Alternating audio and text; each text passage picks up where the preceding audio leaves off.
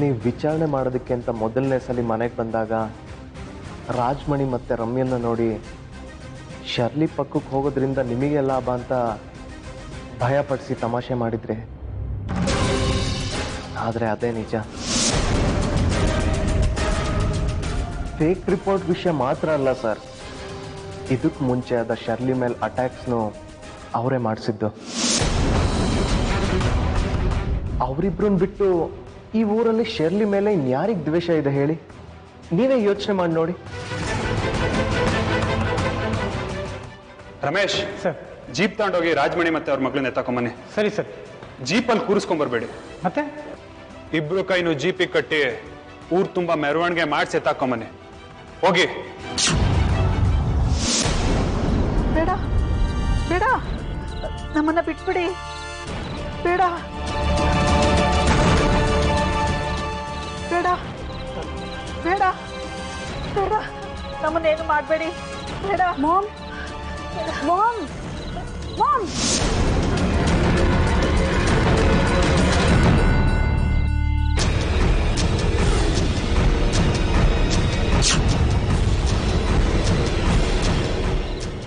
ನೀರು ಕುಡಿ ಮಾಮ್.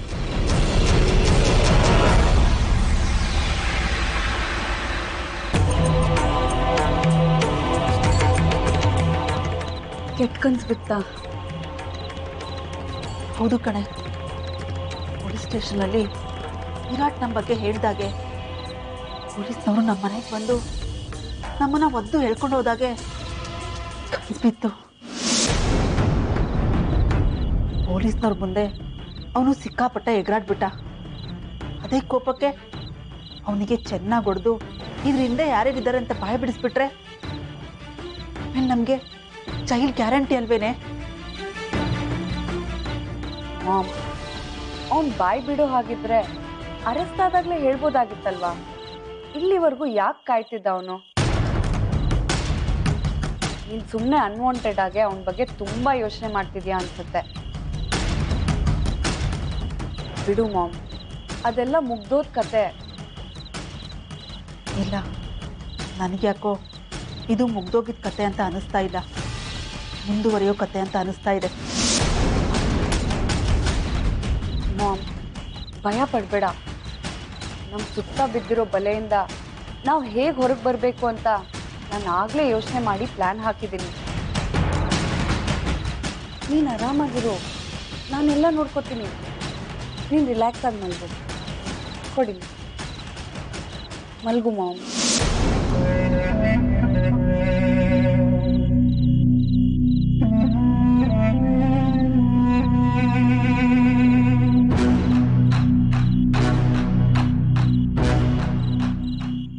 ಇಷ್ಟು ದಿನ ನಾನು ಬೇರೆಯವ್ರ ಪಾಲಿಗೆ ದುಸ್ವಪ್ನ ಆಗಿದ್ದೆ, ಆದರೆ ಈಗ ಎಲ್ಲರೂ ನನಗೆ ದುಸ್ವಪ್ನವಾಗಿ ಕಾಡ್ತಾ ಇದ್ದಾರೆ. ಹೇಗಿದ್ರಿಂದ ಹೊರಗೆ ಬಂದು ನನ್ನ ಮಗಳು ಬದುಕನ್ನು ಸರಿ ಮಾಡೋದು? ಅಮ್ಮನ ಸಮಾಧಾನಕ್ಕೆ ಪ್ಲ್ಯಾನ್ ಮಾಡಿದ್ದೀನಿ ಅಂತ ಸುಳ್ಳು ಹೇಳಿದ್ರು ಏನೋ ಒಂದು ಮಾಡಲೇಬೇಕು ನಾನೀಗ. ವಿರಾಟ್ ಅರೆಸ್ಟ್ ಆದಾಗ್ಲಿಂದ ಆ ಶರ್ಲಿ ಕಾನ್ಫಿಡೆನ್ಸ್ ಜಾಸ್ತಿ ಆಗ್ಬಿಟ್ಟಿದೆ. ಅದನ್ನು ಮೊದಲು ಮುರಿಬೇಕು. ನಾನು ಇನ್ನೂ ಇಲ್ಲೇ ಇದ್ದೀನಿ ಅನ್ನೋದನ್ನು ಅವಳಿಗೆ ನೆನ್ಪು ಮಾಡ್ತಾನೆ ಇರಬೇಕು. ಏನು ಮಾಡಲಿ?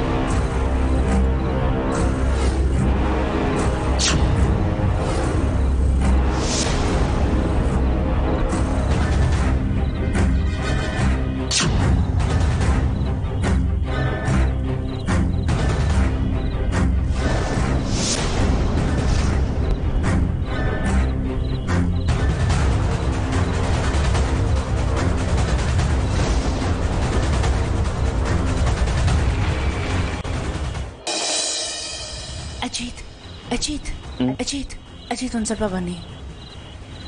ಎಲ್ಲಿಗೆ? ಅಲ್ಲಿ ಹೊರಗೆ ರಮ್ಯಾ ಇದ್ದಾಳೆ. ರಮ್ಯಾ ಹೊರಗಿದ್ದಾಳ?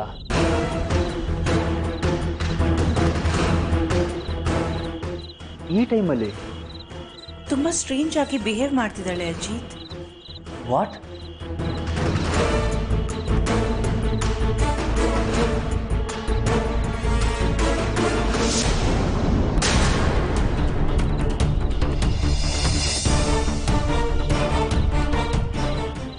ಇಷ್ಟೊತ್ತು ಇಲ್ಲೇ ಇದ್ಲು. ಸರಿ ನೋಡೋಣ ಬಾ.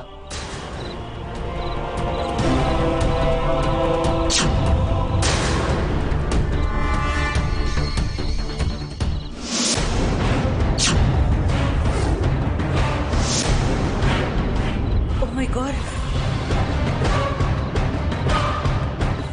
ರಮ್ಯಾ, ರಮ್ಯಾ,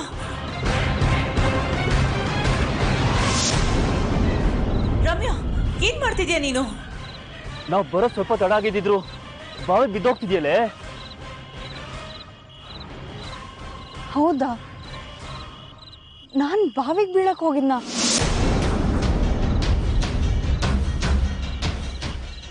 ಯಾಕೆ ಕಾಪಾಡಿದ್ರಿ ನನ್ನ? ಬಿಟ್ಬಿಡ್ಬೇಕಿತ್ತು. Ramya, are you mad? ಏನು ಹೇಳ್ತಿದ್ಯಾ ನೀನು? ನಾನು ಹೇಳ್ತಿರೋದ್ರಲ್ಲಿ ತಪ್ಪೇನಿದೆ ಅಕ್ಕ? ಹೆಂಡತಿ ಅಂತ ಸರ್ಟಿಫಿಕೇಟ್ ಕೊಟ್ಬಿಟ್ರೆ ಸಾಕಾ? ನನ್ನ ಗಂಡನ ಜೊತೆ ಒಂದಿನಾದ್ರೂ ಸಂತೋಷದಿಂದ ನೆಮ್ಮದಿಯಿಂದ ಬದುಕಿದಿನ?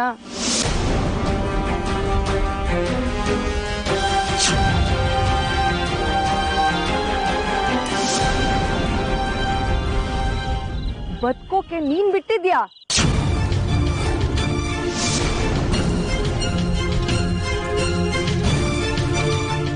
ನಿನಗೆ ನನ್ ಕಂಡ್ರೆ ಹೊಟ್ಟೆವ್ರಿ. ಅದಕ್ಕೆ ನೀನ್ ಯಾವಾಗ್ಲೂ ನನ್ ಗಂಡನ್ ಸುತ್ತ ಕಾವಲ್ ಕಾಯ್ತಿರ್ತೀಯ. ಅವರು ನನ್ನ ಹತ್ರ ಬರ್ದಂಗೆ ತಡೀತಿದ್ಯಾ ನೀನು? ನನ್ ಜೀವನನ ನಾಶ ಮಾಡ್ತಿದ್ಯಾ ನೀನು? ಸುಮ್ಮನೆ ಬಿಡಲ್ಲ ನಾನಿನ್ನ.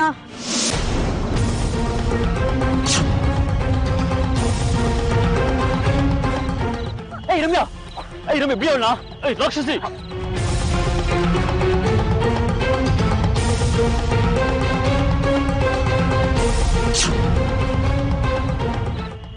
ಬಿಡೋಣ.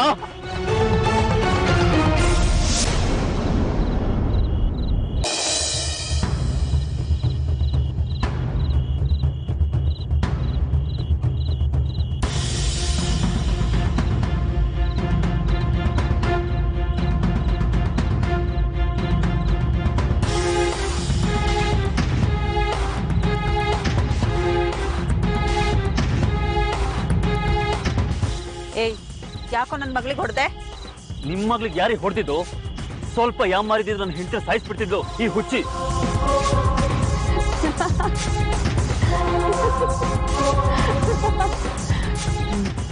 ಬಣ್ಣದ ತಗಡಿನ ತುತ್ತೂರಿ, ಕಾಸಿಗೆ ಕೊಂಡನು ಕಸ್ತೂರಿ.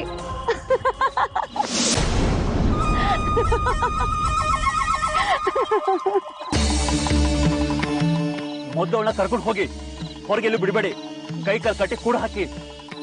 ಕೊನೆಗೂ ನನ್ನ ಮಗಳನ್ನ ಹುಚ್ಚಿ ಮಾಡ್ಬಿಟ್ಟೆ ಅಲ್ಲ ನೀನು? ಅಮ್ಮ ತಾಯಿ, ಮೊದಲು ಅವಳನ್ನ ಕರ್ಕೊಂಡು ಹೋಗಿ, ಬೆಳಗ್ಗೆ ಮಾತಾಡೋಣ. ಬಾರೆ.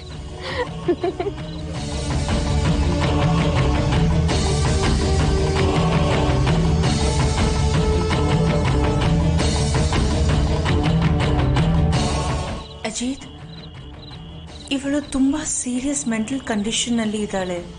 ಸೈಕಿಯಾಟ್ರಿಸ್ಟ್ ಹತ್ರ ಕರ್ಕೊಂಡು ಹೋಗೋದು ಒಳ್ಳೇದು, ಇಲ್ದಿದ್ರೆ ತುಂಬಾ ಡೇಂಜರ್.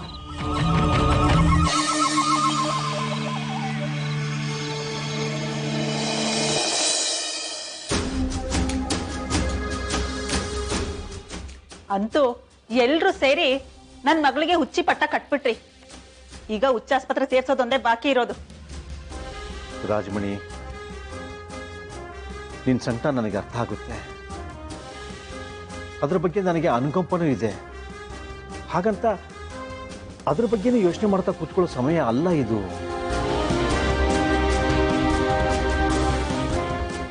ಅಜಿತ್ ಹೇಳಿದಾಗೆ ರಮ್ಯಾನ ಮನೋವೈದ್ಯರ ಹತ್ರ ಕರ್ಕೊಂಡು ಹೋಗೋದು ತುಂಬ ಅಗತ್ಯ ಇದೆ. ಓ ಹಾಗಾದ್ರೆ ಹುಚ್ಚಾಸ್ಪತ್ರೆಯಲ್ಲಿ ಬೆಡ್ ರೆಡಿ ಮಾಡಿಸ್ಬಿಟ್ಟಿದ್ದೀರಾ? ಇನ್ನು ಕಟ್ಟಾಕೋದಕ್ಕೆ ಕಬ್ನ ಸರಿಪಡಿ ಒಂದು ತರೋದೊಂದು ಬಾಕಿ ಇದೆ ಅನ್ನಿ. ಅವಳನ್ನ ಹೀಗೆ ಬಿಟ್ರೆ ಮುಂದಾಗೋದು ಅದೇ ರಾಜಮಣಿ. ನಿನ್ನೆ ರಾತ್ರಿ ನಿನ್ನ ಮಗಳು ಮಾಡಿದ ಕೆಲಸನ ನೀನೇ ಕಣ್ಣಾರ ನೋಡಿದೆಯಲ್ಲ. ಅಜಿತ್ ಇದ್ದುದಕ್ಕೆ ಸರಿ ಹೋಯ್ತು, ಇಲ್ಲ ಅಂದಿದ್ರೆ ನನ್ನ ಸೊಸೆ ಜೀವಂತವಾಗಿರ್ತಿರ್ಲಿಲ್ಲ, ನಿನ್ನ ಮಗಳು ಈ ಮನೇಲಿ ಇರ್ತಿರ್ಲಿಲ್ಲ, ಜೈಲಿನಲ್ಲಿ ಇರ್ತಿದ್ಲು.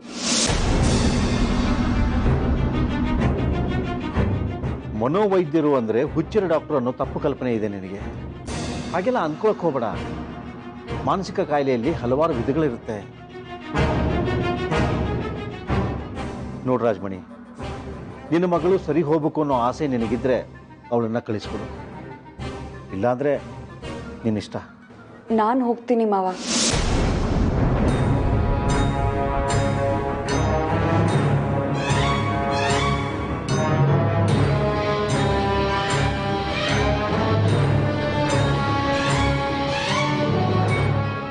ನಿನ್ನೆ ರಾತ್ರಿ ನಾನು ನಡ್ಕೊಂಡಿದ್ದ ರೀತಿಗೆ ನಂಗೆ ಆಶ್ಚರ್ಯ ಆಯ್ತು. ನಾನು ಹೀಗೆಲ್ಲ ಮಾಡಿದ್ನ ಅಂತ ನಂಗೆ ಭಯ ಆಯ್ತು. ಮಾವ, ನಾನು ಹಾಸ್ಪಿಟ್ಲಿಗೆ ಹೋಗಿ ಬರ್ತೀನಿ.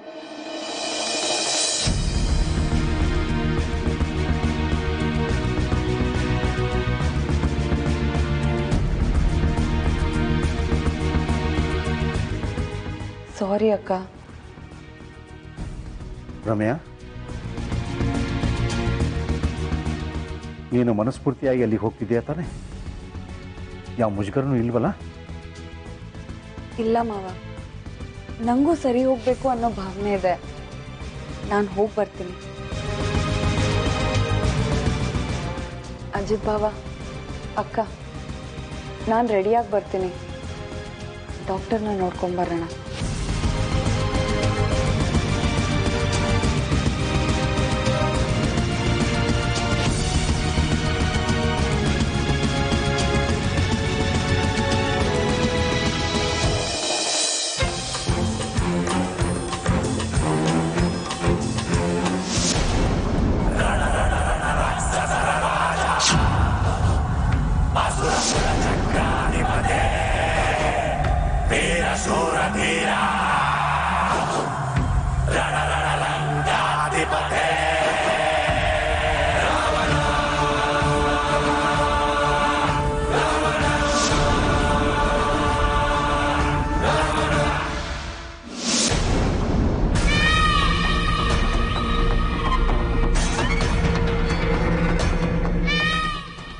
ಏನಪ್ಪ ಡಿಶುಮ್ ಅನ್ನೋ ಗನ್ನು ಬುಲೆಟ್ ಎಲ್ಲ ಖಾಲಿ ಆಗೋಯ್ತಾ? ಜೈಲಲ್ಲಿ ಫೆಸಿಲಿಟಿಗಳೆಲ್ಲ ಚೆನ್ನಾಗಿದೆ ಅಲ್ಲ? ತೊಂದರೆ ಏನಿಲ್ಲ ತಾನೆ? ನಡಗಿಸ್ತೀನಿ, ಇನ್ನೂ ನಡಗಿಸ್ತೀನಿ. ಈ ರ್ಯಾಂಡಿ ಹೆಸರು ಕೇಳಿದ್ರೇನೆ ಉಯ್ಕೊಬೇಕು. ನಿನ್ನನ್ನ ಆ ಮಟ್ಟಕ್ಕೆ ಬರ್ಬಾದ್ ಮಾಡ್ತೀನಿ.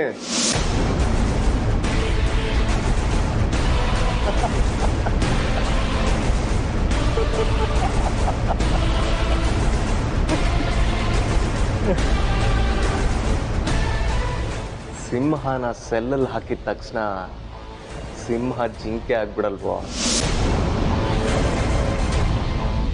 ಸಿಂಹನೇ ಹೊರಗೆ ಬಂದು ಒಂದು ಪಂಚ ಪೀಸ್ತ ಅಂದ್ರೆ ಆಯ್ಕೊಳ್ಳೋದಕ್ಕೂ ಏನು ಸಿಗ್ಬಾರ್ದು. ಇದೇ ಕಾನ್ಫಿಡೆನ್ಸು ನನಗೆ ನಿನ್ನಲ್ಲಿ ಇಷ್ಟ ಆಗಿತ್ತು. ಐ ಲವ್ ಯು ಚಿನ್ನ. ಅದಕ್ಕೆ ನಿನಗಿಷ್ಟವಾದ ಒಬ್ಬಳು ತಂದಿದ್ದೀನಿ. ನಿನ್ನ ಹೃದಯ ಶರ್ಲಿ ಮಾಡಿರೋದು.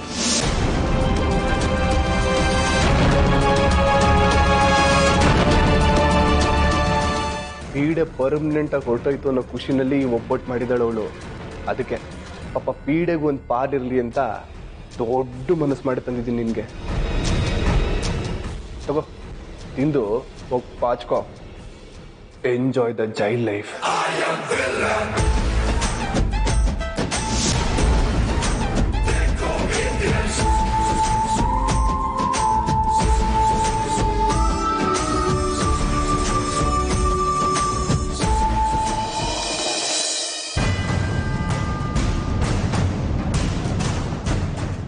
Ramya, you see.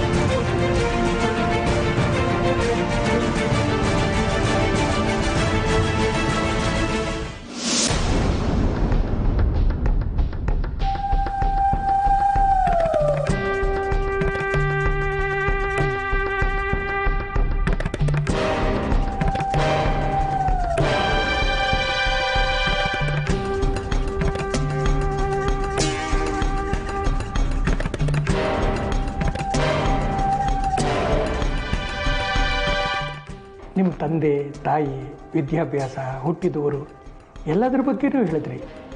ಈಗ ನಾನು ಕೆಲವು ವ್ಯಕ್ತಿಗಳ ಬಗ್ಗೆ ಹೇಳ್ತೀನಿ, ಅವ್ರ ಬಗ್ಗೆ ನಿಮ್ಮ ಅಭಿಪ್ರಾಯ ಹೇಳ್ತೀರಾ? ಅಜಿತ್ ಬಗ್ಗೆ ಹೇಳಿ.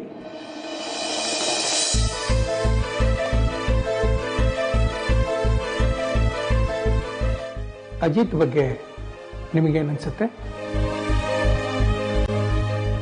ದೇವ್ರಿಲ್ದೇ ಇರೋ ಜಾಗ ದೇವಸ್ಥಾನ ಅಲ್ಲ. ಅಜಿತ್ ಇಲ್ಲದೆ ರಮ್ಯ ಜೀವನನೇ ಅಲ್ಲ.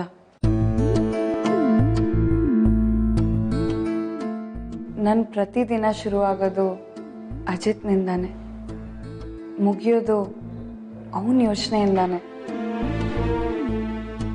ನಾನು ನೀರಿಲ್ಲದೆ ಬದುಕ್ತೀನಿ, ಊಟ ಇಲ್ಲದೆ ಬದುಕ್ತೀನಿ, ಆದರೆ ಅವನಿಲ್ಲದೆ ಅಜಿತ್ ನನ್ನ ಉಸಿರು.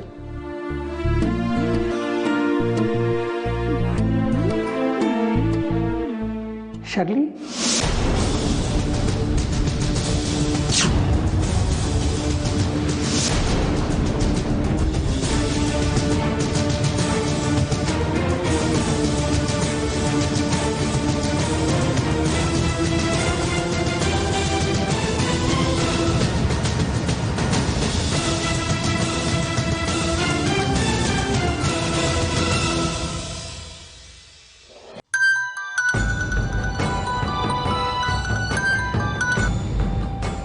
Hello Ajit, this is Arvind from Mumbai. ಹೇಳಿ. May I know whom I am speaking to? ನಾನು ಅವ್ರ ಹೆಂಡತಿ ಮಾತಾಡ್ತಿರೋದು. ಹೇಳಿ. ನಮ್ಮ ಪ್ರಾಜೆಕ್ಟ್ ಸ್ಟಾರ್ಟ್ ಮಾಡೋದಕ್ಕೋಸ್ಕರ ಅಜಿತ್ ಅವರು ಮುಂಬೈಗೆ ಬರೋದಿತ್ತು. ಇವನು ಮುಂಬೈ ಪ್ರಾಜೆಕ್ಟ್ ಬಗ್ಗೆ ಹೇಳಲೇ ಇಲ್ವಲ್ಲ ಯಾರಿಗೂ. ಹಲೋ ಹಲೋ ಸರ್, ಅವ್ರು ಸ್ನಾನಕ್ಕೆ ಹೋಗಿಲ್ಲ, ಇಲ್ಲೇ ಎದುರುಗಡೆನೆ ಕೂತಿದ್ದಾರೆ. ಅವರಿಗೆ ನಿಮ್ಮ ಪ್ರಾಜೆಕ್ಟ್ ಮಾಡೋಕ್ಕೆ ಇಷ್ಟ ಇಲ್ವಂತೆ.